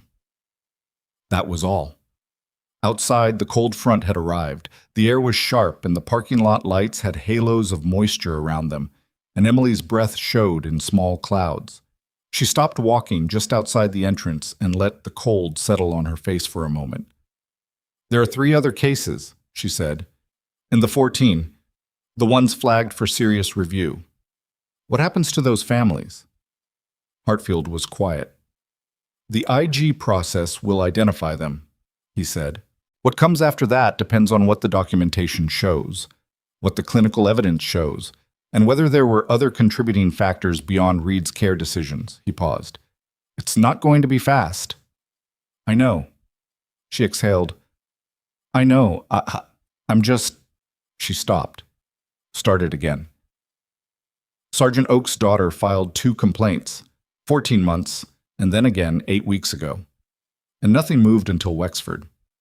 I know, Hartfield said, and he said it in the specific way of a man who'd been sitting with that fact for a while, and found it just as unacceptable as she did, and also understood that institutions moved the way they moved, and that understanding it didn't mean accepting it. Oak's daughter, Emily said. Does she know what's happening? I called her this afternoon. His voice was quieter. She's been waiting a long time to hear that someone was listening. Emily nodded, didn't trust herself to say anything to that. She went home. Isapam. Thursday came in gray and cold, and the review board met at 9 a.m. in the same administrative wing conference room, with Holloway presiding instead of the scheduled chair, which was itself a signal, though Emily wasn't sure exactly what it signaled until she got there. Graves was present. Aldridge was present. Burris was there with a printed copy of the audit log comparison. Hartfield sat in the observer chairs against the wall, in uniform this time, which was also a signal, the specific signal of the Army making its institutional presence visible in a civilian setting. Souza was not present. Her office had submitted a written statement instead, which Holloway read into the record at the start of the meeting. Emily listened to it without expression. The statement was precise and careful and devastating in the specific way that official language is devastating, not by being dramatic, but by being exact. It documented the IG's preliminary findings, 4 cases with documentation irregularities, 3 flagged for serious review, and the specific nature of the Wexford audit log discrepancy characterized as an apparent post hoc amendment to the attending physician's clinical reasoning documentation that materially altered the record's representation of the original differential diagnosis. Apparent. Emily noticed the word. The IG was being careful. They hadn't concluded anything formally yet, but they described it with enough specificity that anyone in the room could read the shape of the conclusion coming. Holloway then addressed Emily directly. Ms. Dawson, he said, the complaint filed by Dr. Reed alleged that your nursing license was obtained under materially incomplete disclosure, specifically, a prior incident from military service. We reviewed your licensing file. We also received, this morning, a letter from Colonel James Hartfield of the Army Medical Corps attesting to the complete and accurate nature of your service record. He paused. There is no undisclosed incident. The complaint's core allegation is factually unsupported. Emily said, yes. The intervention you performed on Corporal Wexford falls outside the scope of your nursing licensure. This board cannot simply ignore that fact. He looked at her steadily. What we can note, and what this review board is noting formally, is that the intervention was performed after a physician declared the patient deceased, that it restored cardiac function in a patient who had been in cardiac arrest, that the clinical reasoning behind the intervention has been confirmed as correct by 2 independent surgical assessors, and that the technique employed was within the scope of certifications held under your prior military service. He looked down at the documents in front of him. We are also noting that the delay in treatment during which you were excluded from the case, despite your stated concerns about the patient's diagnosis, is a material factor in how this case arrived at the point where an unauthorized intervention became the only remaining option. He looked up again. The review board is not finding that you acted recklessly, he said. We are finding that you acted in a situation shaped in significant part by a failure of the attending physician to appropriately evaluate a reasonable clinical concern raised by a nursing staff member. A pause. Your privileges at this hospital are reinstated effective immediately. The room was quieter than Emily expected it to be. She'd been waiting for something to hit, some release of the weight she'd been carrying since Tuesday night, and instead what she felt was mostly just the absence of the specific tension that had been running through her since she'd picked up her folder and walked into the lobby 2 days ago. Not triumph, just resolution of something that had been pulling. Aldridge was looking at her with an expression that Emily couldn't immediately categorize, so she stopped trying and just looked back. "There's one more item," Holloway said. He picked up a different sheet. "Dr. Reed has been placed on administrative leave effective last night, pending the completion of the IG inquiry and a separate review by this hospital's quality assurance department." He set the sheet down. "That's an internal personnel matter, and I'm disclosing it to this board as chair, not for general circulation." He looked at Emily when he said the last part. She understood. She nodded. The hospital hallways on the way back to the nursing floor felt different, which she knew was partly her own perception and partly not. People looked at her. Not all of them, and not in ways they made obvious, but she'd spent 8 weeks reading the ambient behavior of this building, and she knew the difference between the kind of attention that meant nothing and the kind that meant people had already heard something and were trying to reconcile it with what they thought they knew. Yolanda Torres was at the nursing station when Emily came through the ER doors. Yolanda looked at her for a moment. Then she set down the chart she was holding and walked over and, without saying anything, put both arms around Emily in the specific kind of hug that exists between people who've been in a hard room together and come out the other side. Emily stood inside it for a second, surprised. She hadn't been expecting it, and surprise was its own response. And then she put one arm around Yolanda's shoulder and held on briefly. "He's asking for you," Yolanda said, pulling back.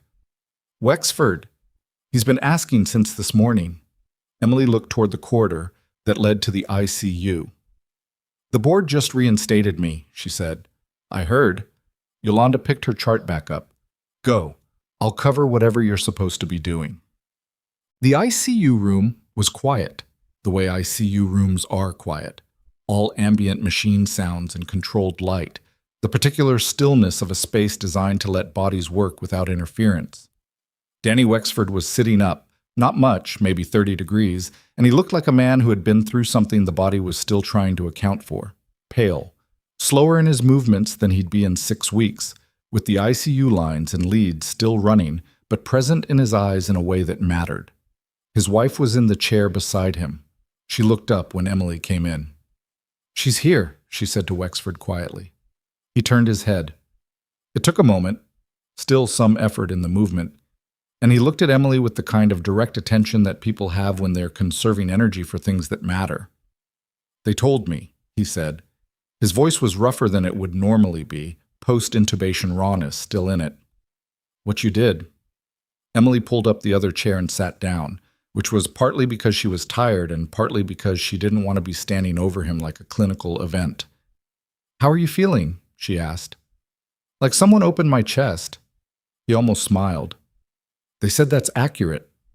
"It is." He was quiet for a moment, looking at her with the specific look of someone trying to figure out how to say something that doesn't have a standard form. "I don't know how to—" He stopped, tried again. "The people I work with. We're trained for the idea that someone might have to make a call like that to save one of us. But actually being on the other end of it, he stopped again. You don't have to say anything, Emily said. I know. He looked at her. I want to. A pause. My unit. They're going to want to know who you are. I'm a nurse, she said. His wife made a very small sound that wasn't quite a laugh. Colonel Hartfield told us about your service, Wexford said. Your deployments? The field certification. He paused. You're a lot more than a nurse. Being a nurse isn't less than anything else I've been, Emily said. Not defensively. Just as a fact she'd apparently needed to say out loud to someone. I came here because I needed somewhere to work that wasn't a combat zone. This floor, this ER, these patients, that's real work. It matters. Wexford looked at her for a moment. Yes, he said. It does. She worked the afternoon shift. Nobody had officially assigned her. Her reinstatement had happened 3 hours ago, and the schedule hadn't been updated. But she went to the station, found the assignment board, and slotted herself into the 2 open triage positions for the 4 to midnight stretch. Gloria Pham saw her from across the floor and made a gesture that managed to convey both, "You don't have to do that," and "I'm glad you're here," without any words. The shift was busy.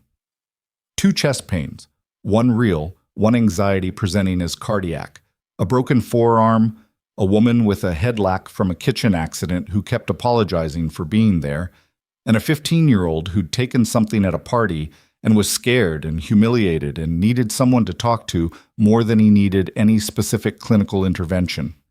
Emily did all of it. Around 8 p.m., she was at the station charting when Kim Park appeared at her shoulder. Someone left this at the main nursing desk, Park said, and handed her an envelope. Paper, sealed, Emily's name written on the outside in handwriting she didn't recognize. She opened it. Inside was a single sheet, plain paper, no letterhead. A note, handwritten, in the slightly cramped script of someone who didn't write by hand often. I've been watching what he did to patients here for a long time. I couldn't say anything because I was afraid of what would happen to my residency. I'm the one who sent the texts. I'm ready to give a statement now. Marcus Webb. Emily read it twice. Then she folded it and put it in her pocket. Marcus Webb. The resident Graves had mentioned, one of the 4 who'd asked to submit statements on her behalf. Residents didn't reach out like that lightly. They were the most institutionally vulnerable people in a hospital. Years invested, careers contingent on the goodwill of the people above them. For Webb to come forward meant he'd decided the cost of staying quiet was higher than the cost of speaking. She would call him tomorrow. Tonight, she just put the note in her pocket and went back to her patients. At 11:15, 20 minutes before her shift ended, Hartfield texted, "The medical board has been notified of the audit log findings. Reed's attorney contacted the hospital tonight to discuss a separation agreement. She read it standing at the nursing station, chart in hand. How long will it take?" She typed back. "Separation agreements move faster than investigations. His attorney knows the audit log makes an extended fight, expensive and losable." A pause, then, "He's not going to fight the board process, Emily. I think he knows it's over." She set the phone down, picked up the chart, finished her note. At 11:50, she handed off to the night team and took the elevator up to the 3rd floor to collect her bag from the locker room. The floor was quieter at this hour. The specific quiet of a hospital at shift change, that brief seam between the day's activity and whatever the night would bring. She was almost to the locker room when she heard voices from the corridor that led to the administrative wing. She wasn't trying to hear. The building's acoustics did it, a particular combination of hard surfaces and a corner that bounced sound in an inconvenient direction. 2 voices. One she recognized as Holloway's. The other, after a moment, she recognized as Reed's. She wasn't close enough to make out words, just tone, and the tones were not what she expected, not an argument, something more formal, more final. She went to the locker room, got her bag, and came back out. In the corridor, Holloway was standing alone. He saw her. He didn't seem surprised. "Miss Dawson," he said. "Dr. Holloway." He looked at her for a moment with the expression of a man who has just finished something and is standing in the space immediately after it. "I owe you a direct statement," he said. "I moved too slowly on Reed. The Oaks complaint, the internal settlements, I was aware of the patterns. I made a decision to manage them internally rather than escalate. He paused. That decision was wrong. It cost time, and it may have cost patience. Emily looked at him. She hadn't expected this either. The specific quality of it, the plainness, the absence of institutional hedging. I know it's not absolution, he said. I'm not asking for it. No, she said, it's not absolution. She held his gaze. But it matters that you said it. He nodded once, then walked toward his office. She stood in the corridor for a moment, alone, in the fluorescent light that was still slightly too bright for the hour. Tomorrow there would be more. More statements, more processes, more conversations she'd have to have, and documents she'd have to produce and questions she'd have to answer. The IG inquiry would go on for months, probably. The state board process would take longer. Webb's statement would go into a file somewhere and eventually mean something to someone, but probably not quickly and probably not smoothly. That was how accountability worked in institutions. Not like a door opening, but like water moving, slowly, taking the path of least resistance, getting there eventually in ways that were rarely satisfying in the moment, and sometimes were the only thing available. She was walking toward the elevator when her phone rang. Souza, at midnight. I'm sorry to call this late, Souza said, without sounding particularly sorry in the way of people who've reached the point in a case where apologies for timing have become mostly procedural. We've completed our preliminary documentation review on all 14 cases. I wanted to give you the number before it becomes official. Okay, Emily said. Of the 14 ER deaths reviewed, we've identified 6 cases where Reed's documented clinical reasoning contained significant gaps or inconsistencies relative to the available paramedic and nursing records. Souza paused. 3 of those 6 involve findings serious enough that we're recommending referral to the State Attorney General's office for review of potential gross negligence. Emily stopped walking. 3 cases. Not 7, not 14. 3 specifically serious enough for potential criminal referral. Oaks might be one of them. 2 others whose families didn't yet know that their names were about to move from the column of unresolved complaints to the column of active investigation. When does that referral happen? She said. We submit our preliminary report to the AG's office within 48 hours. Souza's voice was measured. The AG will make an independent determination about whether to open a formal investigation. We don't control that timeline. Does Reed know? His attorney was notified at 8 p.m. tonight. A pause. That's public information once the referral is filed. After that, yes, it becomes very public. Emily stood in the hospital corridor with her phone pressed to her ear and thought about what Reed had known at 8 p.m. tonight. While his attorney was calling the hospital about a separation agreement, while he was standing in the corridor talking to Holloway in tones that sounded final, he'd known the referral was coming. He'd been negotiating his exit from the hospital while knowing that the exit from the hospital was the smallest of his problems. Ms. Dawson, Souza said, I know this process it hasn't moved the way it should have moved before tonight. Oaks, the earlier complaints. I want you to know that the office is aware of that failure and it's part of what we're documenting. I know, Emily said. Thank you for calling. She hung up. The elevator opened. She got in. In the reflective surface of the elevator doors, she caught a glimpse of herself. Scrubs, bag over one shoulder, the particular look of a person who has been running on purpose and adrenaline and righteous stubbornness for several days and is only now starting to feel the edge of what that costs. She looked tired. She looked like herself. The elevator reached the ground floor and opened into the main lobby. Wexford's wife was still there. Not in the way of someone who'd stayed by accident. She was seated deliberately in the chairs near the entrance, coat on, clearly having decided to wait. She looked up when the elevator opened, and she saw Emily, and she stood. Emily crossed the lobby toward her. I thought you'd be going home, Emily said. I was. She looked at Emily with the specific directness of someone who has had a clarifying 24 hours. I wanted to say something to you that I didn't get to say in the right way, in the committee room, without all of that around it. Emily waited. When they called the time of death, she said, And the chaplain came in. They told me he was gone, and I—" She stopped, looked at her hands briefly. "I called his mother. I called his mother and told her that Danny was dead." Emily felt the weight of that. "And then 40 minutes later, someone came and told me that he wasn't." She looked up. "That he was in surgery, that someone had—" She paused.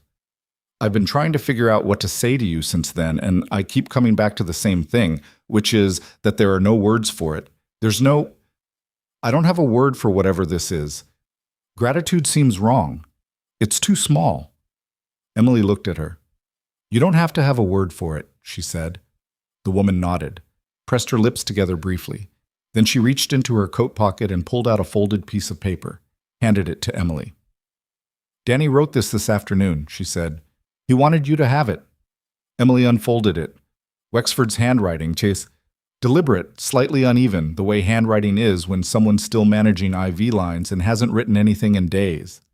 "Major Dawson, I don't know your rank anymore, or if that's still right to use, but I know what you did, and I know what it costs to do something like that in a place that tells you not to. My unit says there's a kind of courage that doesn't make noise. That's the kind I watched you have. Thank you. CPL Wexford." She read it once, folded it. "Tell him thank you," she said. She went home through the cold, clear night, with the note in her pocket and the referral information sitting in the back of her mind like a door that had just been pushed open. Not all the way, not yet, but enough that the light was coming through, and the air, and the specific quality of a reckoning that had been a long time arriving and was not finished yet.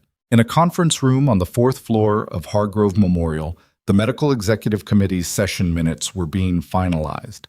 In a law office across town, Reed's attorney was reviewing the language of a separation agreement against the framework of a state AG referral that had just changed the calculation of every clause. And in a file that Sousa's office would submit in 48 hours, 3 names, including Delaney Oakes, retired, 44, were about to move from the margin into the center of a record that someone, finally, was going to read all the way through. Emily's phone lit up as she reached her car. A number she'd never seen before, out-of-state area code. She almost didn't answer. Then she did. "Emily Dawson?" The voice was a woman's, older, steady, with the particular quality of someone who has been waiting for a call for a very long time and is not sure whether this is it. "My name is Carol Oakes. I'm Delaney's daughter. Colonel Hartfield gave me your number. He said—" She paused. "He said you would understand why I was calling." Emily stood beside her car in the cold parking lot, breath clouding, the hospital's lights behind her. "I understand," she said. "Tell me everything." Carol Oakes talked for 41 minutes. Emily sat in her car in the hospital parking lot with the engine off and the cold coming in through the metal, and she listened to all of it. The accident, the ER arrival, the phone call that came 2 hours later saying Delaney was gone, the specific language the hospital had used when Carol filed the first complaint, the way the internal resolution process had felt like being walked into a room and handed a door that led nowhere. The NDA they'd asked Carol to sign. The amount it had taken Carol 3 days to decide wasn't enough. Not because the money mattered, but because the NDA required her to agree that the care had been appropriate, and she couldn't sign something that said that. She just couldn't. So she hadn't, which meant she'd gotten nothing, legally, and filed again 8 weeks ago through the VA advocacy office, hoping that a different door would open somewhere. "I kept thinking," Carol said toward the end, "that I was making it up, that I was just a grieving daughter who needed somewhere to put the anger. That's what the hospital's resolution person implied, I think. Very gently, very professionally." A pause. "But I'm a nurse, too. I've been a nurse for 20 years. I knew what I was reading in my mother's chart. I knew the timeline didn't make sense." Emily had been quiet through most of it, listening in the way she'd been trained to listen, not to respond, but to understand, to track the shape of a thing before deciding what it meant. "You weren't making it up," she said. "I know that now." Carol's voice was steady but not easy. "I've known it for 14 months. But knowing something and having someone with authority confirm it are two different things, and I've been living in that gap for a long time. I know, Emily said. And she did. Not Carol's specific version of it, but the architecture of it, the particular exhaustion of being right in a space that won't acknowledge it. Hartfield said the IG is referring 3 cases to the AG's office, Carol said. He said my mother is one of them. Yes. A long pause. When Carol spoke again, her voice had shifted into something older and quieter. Will it go anywhere? The AG referral? Emily thought about how to answer that honestly. The honest answer was maybe. The honest answer was that criminal accountability for medical negligence was a long, unpredictable road with a poor completion rate. She knew that. Carol, as a nurse, probably knew it better. I don't know, Emily said. I won't tell you it's certain, but the IG findings are specific and documented, and the audit log on the record amendment is evidence of intent in a way that basic negligence claims aren't. She paused. It's more than you had 14 months ago. Yes, Carol said. It is. They stayed on the line for another minute without speaking, not because there was nothing to say, but because some silences are doing their own necessary work, and interrupting them costs more than it returns. Thank you, Carol said finally, for picking up. I almost didn't, Emily said. I know. Hartfield told me you might not. A pause. I'm glad you did. Emily drove home with the heat finally running, the city moving past the windows in its late-night form. Fewer people, slower light, the version of Caldwell City that belonged to the hours when most things were finished and the things that weren't had to wait. The next 6 weeks moved the way significant things move inside institutions, not cleanly, not in a straight line, but steadily and with the particular momentum of a process that had found its own weight. Reed's separation agreement was finalized 11 days after the committee meeting. The language was characteristically institutional, voluntary separation, mutual release of claims, but the terms were not what Reed's attorney had initially proposed. The original draft had included a provision protecting Reed from the hospital providing any negative reference to prospective employers. The final version did not include that provision.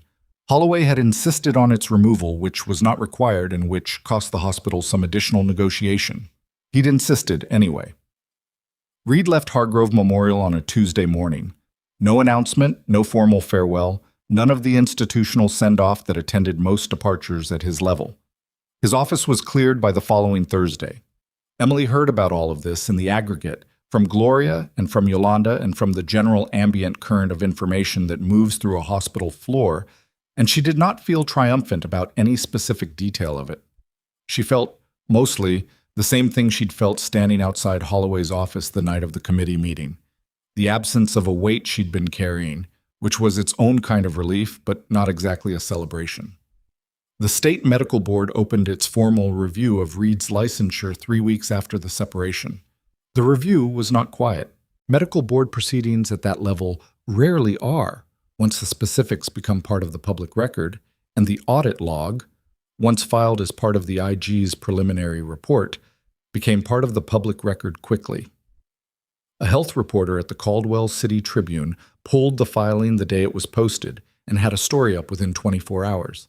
It ran on the front page of the digital edition and got picked up by 2 regional outlets. Emily read the article once at her kitchen table with her second cup of coffee. It was accurate in its facts and more dramatic in its framing than she would have chosen, but she understood that accuracy and drama coexisted in journalism the same way they did in emergency medicine. You couldn't always control the presentation, only the underlying reality. She closed the browser tab and went to work. Marcus Webb gave his formal statement to the IG 2 weeks after he'd slipped the note under her name at the nursing desk. He gave it in person, in the presence of his residency program director, who had been informed of his intention to testify and had responded, to Webb's visible surprise, he told Emily afterward, by saying that residents who came forward in situations like this were exactly the kind of physicians the program was trying to produce. The program director had then called Holloway. Holloway had called the IG office. Webb's residency position was formally protected from any retaliatory action, in writing, before he said a word on record. Webb found Emily in the break room the day after his statement and sat down across from her with a cup of coffee he didn't drink. "I should have said something sooner," he said. He wasn't looking for absolution either. He was just saying it, the same way Holloway had said what he'd said, the way honest people acknowledge the things they got wrong without trying to trade them away for something. "Probably," Emily said. "But you said it when it counted." He looked at her. 28 years old, second-year resident. The kind of exhaustion on him that was partly the residency and partly the specific kind of tired that comes from having carried something alone for longer than it should have been carried. "Was it worth it?" he asked. "All of it. The 8 weeks here, staying quiet, the whole—" "I don't know yet," she said. "Ask me in a year." He nodded like that was the right answer, which she supposed it was. Danny Wexford was discharged from Hargrove Memorial on a Friday afternoon, 22 days after he'd come through the ER doors on a gurney with no blood pressure and a monitor screaming flatline. Emily wasn't officially on shift. She came in anyway, on her own time, because Yolanda had texted her that morning. "He's going home today, thought you'd want to know." And she'd thought about it for approximately 4 seconds before getting in her car. She found him in the discharge bay with his wife, and a man she didn't recognize who turned out to be his unit's senior NCO, who had driven 4 hours that morning to be there. Wexford was in civilian clothes for the first time Emily had seen him. Jeans, a gray sweatshirt, the particular look of someone who is almost their usual self but carrying a visible reminder that they've been somewhere hard. He saw her from across the bay, and something in his expression changed. Not dramatically, just the specific way a face changes when someone it's been looking for walks through a door. "You didn't have to come," he said. "I was in the building," she said, which was not entirely true, and which he clearly didn't entirely believe, and which neither of them pressed. She shook his hand. He held it a beat longer than a handshake strictly required, not with sentiment exactly, but with the specific gravity of someone who understands what they're holding on to. "Neuro assessment came back clean," he said. "Completely clean.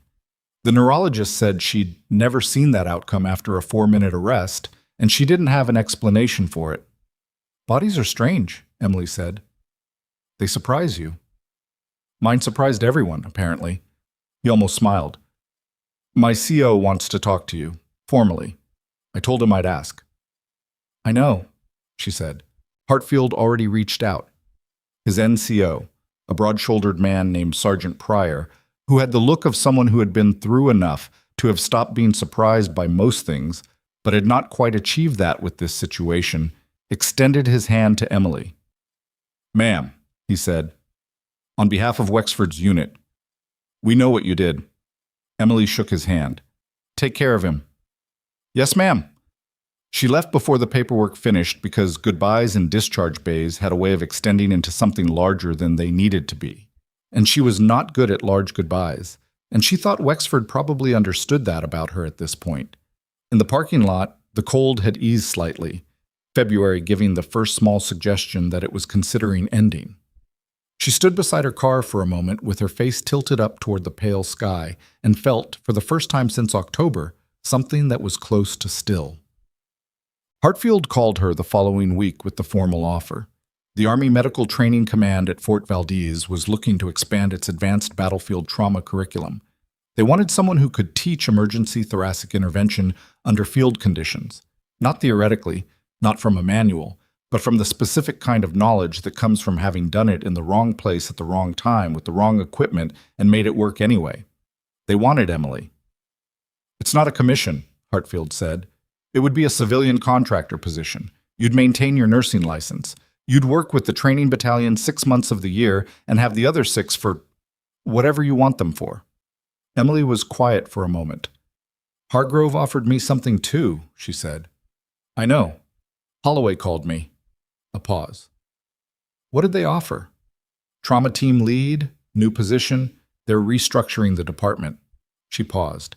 "They want to build it around a different model than what Reed was running. More collaborative, more actual assessment before override."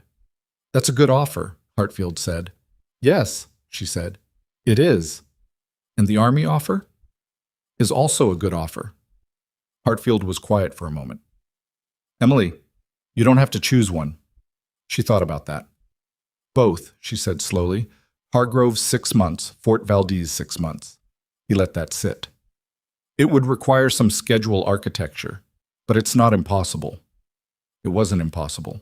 It was, in fact, the kind of solution that required the two parts of who she was to stop competing and start working in the same direction, which was something she'd been avoiding thinking about directly for long enough that it had started to feel like a permanent condition rather than a choice she was making and remaking every day. She was 30 years old, she had been a soldier, and she had been a nurse, and she had been, briefly, the most contested person in one building in one city, and she had come through the other side of all of it with her license intact and her record clean, and Wexford's note in the pocket of her coat. She was also tired of running the same circuit between who she'd been and who she was trying to be, as if the two things had to be reconciled before she could fully occupy either of them. They didn't. They were both true at the same time. That was allowed. "Set up the meeting," she said, "with the training command. I want to hear the specifics." The state medical board issued its findings on Reed's licensure 6 weeks after opening the formal review. Emily heard about it from Sousa, who called on a Wednesday morning.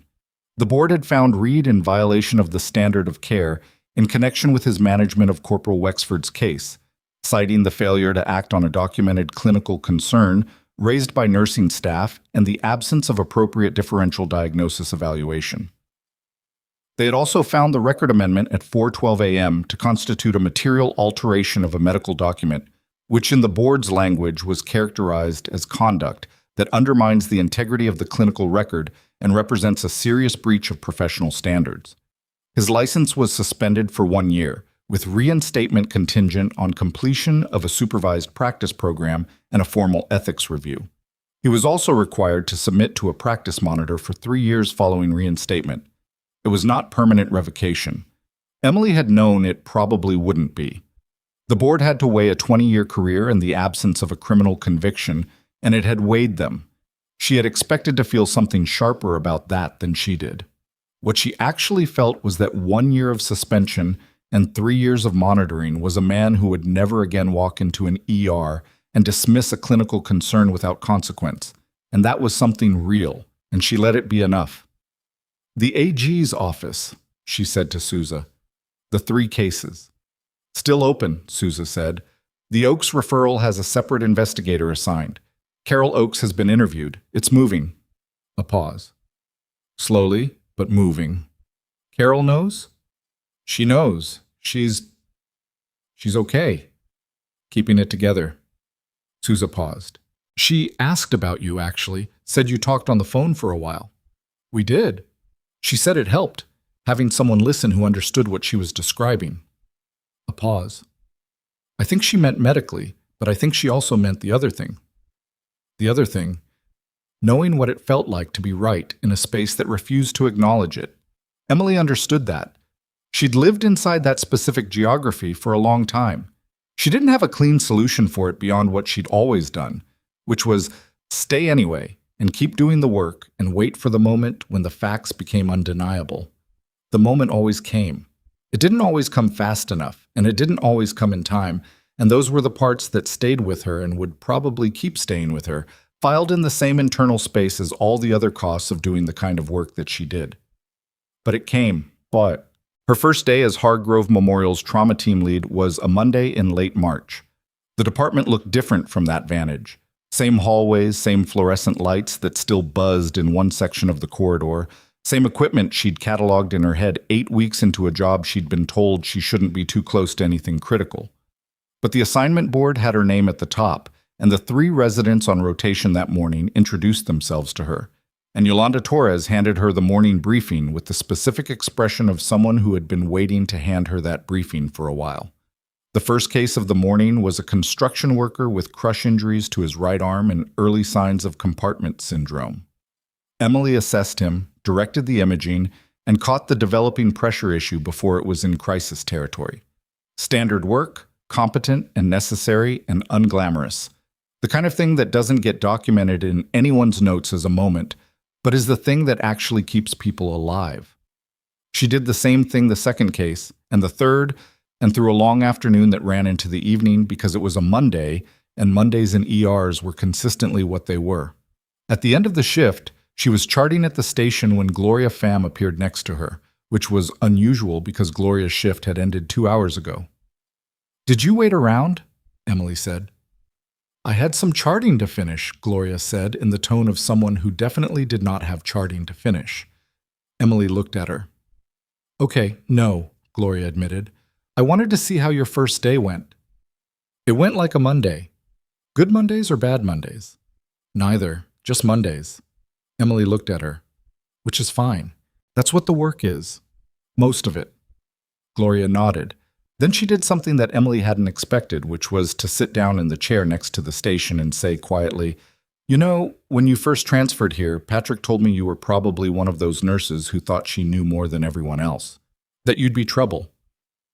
"He wasn't entirely wrong," Emily said. "He was entirely wrong," Gloria said firmly. "You weren't trouble. You were just someone who knew what she was doing in a place that didn't want to find out." She paused. "I should have paid more attention on that first week. I should have seen what was being done to you and said something." "Gloria, I'm not looking for absolution either," Gloria said, with the particular sharpness of a woman who has decided that accountability doesn't require an audience but does require honesty. "I'm just saying I know it, and I'm glad you stayed." Emily looked at her for a moment, thought about all the versions of staying. The 8 weeks of double shifts and impossible assignments and comments designed to make her feel small in a space where she already knew exactly how large she was. The night she'd stood at the door of Trauma Bay 1, watching, calculating, deciding. The moment she'd reached for the scalpel. "I almost didn't," she said. "Stay. There were 2 or 3 nights in week 4 where I was very close to putting in a transfer request." "What stopped you?" Emily thought about it. "Stubbornness," she said.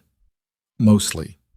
And the fact that the patients here needed someone paying attention, and I was paying attention, and leaving would have been letting one man's comfort be more important than that." She paused. "And maybe some part of me knew that things were building toward something, that it would matter eventually." "Did it turn out the way you expected?" "No," Emily said. "It turned out messier. Slower in some places, faster in others. More people involved than I'd imagined."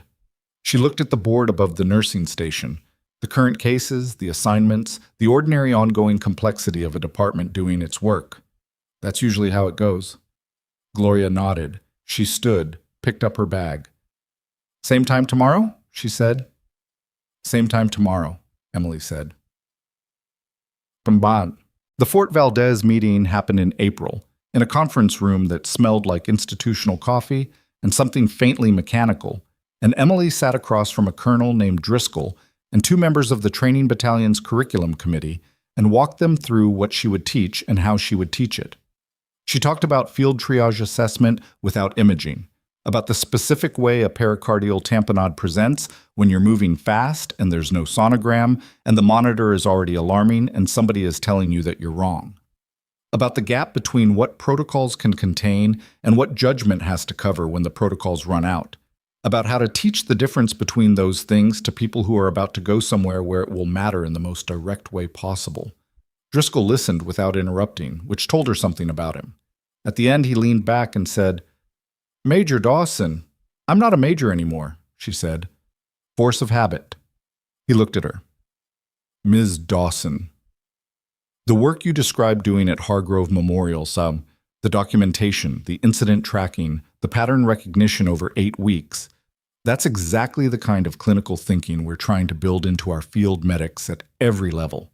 Not just the intervention itself, but the sustained attention before it, the refusal to accept a misread situation." "That's the part they don't teach enough," Emily said. "The documentation, the habit of writing down what you see even when nothing's on fire yet. Will you help us teach it?"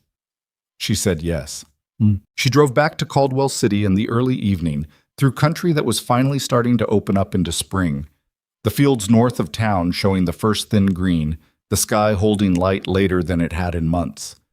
She had the window down slightly, cold still in the air, but with a different quality now, something looser in it. She thought about Carol Oakes, who was waiting for a process she couldn't control, carrying a grief that the process couldn't return what it had cost her, but might at least tell her that someone with authority had finally read all the way to the bottom of it. She thought about Webb, finishing his second year of residency in a department that was slowly building something different from what it had been. She thought about Yolanda's hands reaching for the defibrillator before being asked, and Kim Park keeping her eyes steady and her IV line running, and Gloria staying 2 hours past the end of her shift because she wanted to know how a Monday went. She thought about the note in her coat pocket. There's a kind of courage that doesn't make noise. The thing nobody tells you about that kind of courage is that it's expensive. Not in the dramatic way. Not the moment of decision cost. The hand reaching for the scalpel while someone tells you to step back. That part has its own adrenaline, its own clarity. The expensive part is the 8 weeks before it. The part where you know what you know and the room refuses to acknowledge it, and you have to decide every single day whether to stay or go, whether to speak or be quiet, whether the work itself is worth the cost of doing it inside a structure that doesn't want to see you clearly.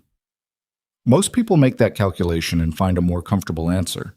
She didn't blame them. She understood it completely. There were days in week 4 and week 6 and week 7 where she'd run the numbers herself, and the comfortable answer had looked very reasonable. She'd stayed anyway. Not because she was exceptional, because the patients needed someone paying attention, and she was paying attention, and she was the only one in that particular hallway at that particular moment with the particular combination of knowledge and refusal that the situation required. That was it. That was the whole of it. The woman they'd handed the worst shifts to. The woman they'd told to stay back. The woman who hadn't been allowed near anything critical. She had been the only critical thing in the room, and she had known it, and she had waited until the moment when not acting would have cost more than acting, and then she had acted. And then she had stayed for the paperwork, and the investigation, and the committee meeting, and the phone call in the parking lot at midnight. She had stayed for all of it, the unglamorous long tail of accountability that nobody writes about because it doesn't fit in a single scene, because it's just showing up and telling the truth in the same order, over and over, until the record is complete. That was the work. That was all of it.